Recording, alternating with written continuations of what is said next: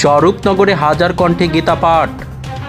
উত্তর 24 পরগনা জেলার বসিরহাট মহকুমার স্বরূপনগর ব্লকের চারঘাট সনাতনী জাগরণ মঞ্চের পক্ষ থেকে গত 21 জানুয়ারি থেকে আজ 22 জানুয়ারি পর্যন্ত নাম সংকীর্তন, শোভাযাত্রা, সহস্রে কণ্ঠে গীতা পাঠ, বাউল সঙ্গীত এবং রক্তদান শিবির অনুষ্ঠিত হচ্ছে। গতকাল 21 জানুয়ারি শতাধিক মানুষ রক্তদান করেছেন এবং তার সাথে নাম সংকীর্তন হয়েছে এবং বাউল সঙ্গীত হয়েছে।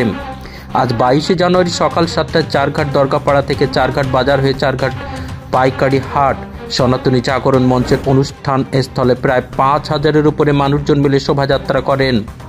সকাল 11টা থেকে অনুষ্ঠিত হলো সহস্র কণ্ঠে শ্রীমদ্ ভগবত গীতা পাঠ এবং বিকেল 3টে থেকে শুরু হবে প্রসাদ বিতরণী অনুষ্ঠান। নমস্কার, আমরা সঙ্গে পেয়ে গেছি চারঘাট সনাতনী জাগরণী মঞ্চে প্রধান উদ্যোক্তা শ্রী কার্তিক সর্দার মহাশয়ের সঙ্গে আমরা কথা বলবো। যে অনুষ্ঠান চলছে চারঘাটে হিন্দু জাগরণী মঞ্চের, গতকাল থেকে আজ পর্যন্ত অর্থাৎ 21 তারিখ থেকে আজ 22 জানুয়ারি আমরা তার থেকে বিশদে আলোচনা শুনব। বলুন। আমি কার্তিক সর্দার বলছি, সনাতনী জাগরণী মঞ্চের পক্ষ থেকে চারঘাট বাজার। আজকে আমাদের এই সনাতনী জাগরণ মঞ্চ চারঘাট বাজারে প্রথম আজকে সহস্রাধিক কণ্ঠে এখানে গীতা পাঠ হবে। আমাদের দুদিনের অনুষ্ঠান সূচি ছিল। প্রথম দিন ছিল 21 জানুয়ারি রক্তদান শিবির। এই রক্তদান শিবিরে আমাদের প্রায় 100 মতো লোক রক্তদান করেছে এবং দ্বিতীয় দিন আজকে আমাদের হাজার কণ্ঠে গীতা পাঠ চারঘাট বাজারে সনাতনী জাগরণ মঞ্চের থেকে এটা আয়োজন করা হয়েছে।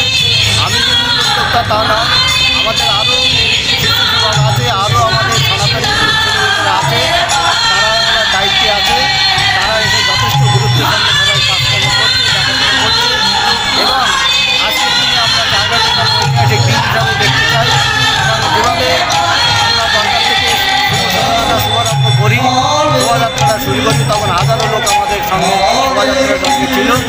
আমরা ওখান থেকে বেরিয়ে হনুমান মন্দিরে পুজো করি, পুজো করে আমাদের শ্মশানকালে ওখানে পুজো দেওয়া হয় এবং আমাদের সঙ্গে ছিলেন মহারাজ শঙ্কর মহারাজ মহাশয়।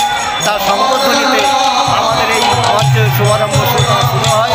নানার কিছু সংক্ষিপ্ত বক্তব্য রাখেন এবং আমাদের সঙ্গে আরও বিভিন্ন সনাতন ধর্মের বিভিন্ন ধর্মের মানুষ, যেমন বৌদ্ধ সম্প্রদায়, সনাতন ধর্মের যেমন আছে, বিভিন্ন সম্প্রদায় আছে, প্রত্যেককে আমাদের এই সবাই আমন্ত্রণ করা হয়েছে। তারাই এখানে সহযোগিতায় সব উপস্থিত হয়েছেন।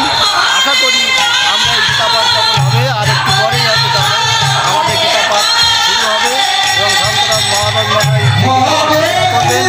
সেই সাথে সাথে আদি মহারাজ যারা আছেন, ছাত্রী মহারাজ যারা আছেন, তারাও এই সময় উপস্থিত আছেন। তাদের মাধ্যমেই আমরা আজকে এখানে হাজার কণ্ঠে